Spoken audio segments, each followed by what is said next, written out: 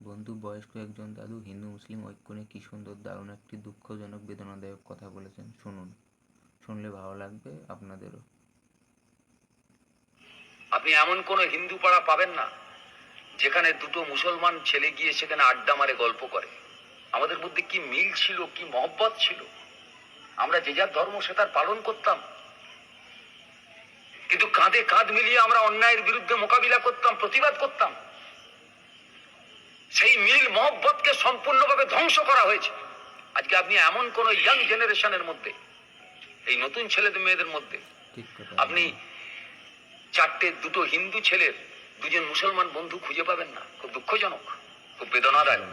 খুঁজে পাওয়া এখন। তাই এই ঐক্যকে আমাদের ফিরিয়ে নিয়ে আসতে হবে। সব থেকে বড় চ্যালেঞ্জ, ওরা গরিবকে ভাগ করতে চায় আর আমরা গরিবকে নিয়ে জোট গড়ে তুলতে চাই।